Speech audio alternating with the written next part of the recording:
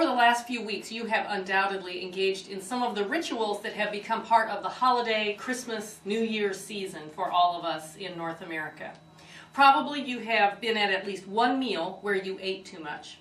Probably you have been in a household of people where somebody was sick and everybody else was trying to avoid them.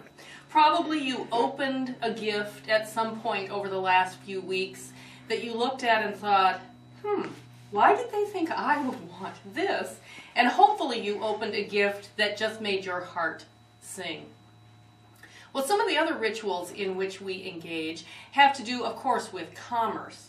And if you, like me, are the mom, grandma, older sister, or what my dad used to call chief cook and bottle washer in your family, then perhaps like me, you also went shopping after Christmas in order to get ready for next Christmas. Maybe like me, you bought napkins to use next year for Christmas dinner because they were half price. Maybe like me, you ended up buying some beautiful Christmas cards to use next year because you know that it will be your job to get the Christmas cards ready again next year. Now, if you think about it, that's kind of a hopeful thing to do, to buy the Christmas cards a year ahead, to buy the napkins for Christmas dinner a year ahead. It's a hopeful thing to do. Because another ritual that we engage in around this time of year is the media telling us what was important about what happened last year. You probably have looked at a newspaper or something online like this that talks about the top 10 stories of things that happened last year. Just imagine last year on January 3rd when I'm recording this little piece.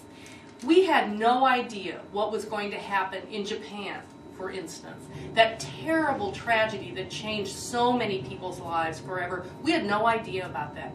We didn't know that a huge series of tornadoes was going to hit Joplin, Missouri and change those people's lives forever.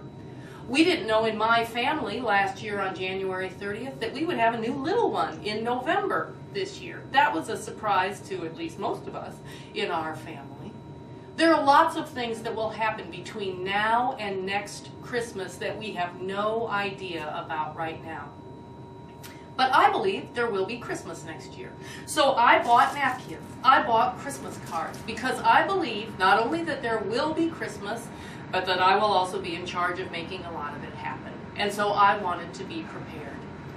And you know, that really is what is at the heart of our faith. Remember what the writer of the book of Hebrews said in writing that book? Now faith is what we can count on.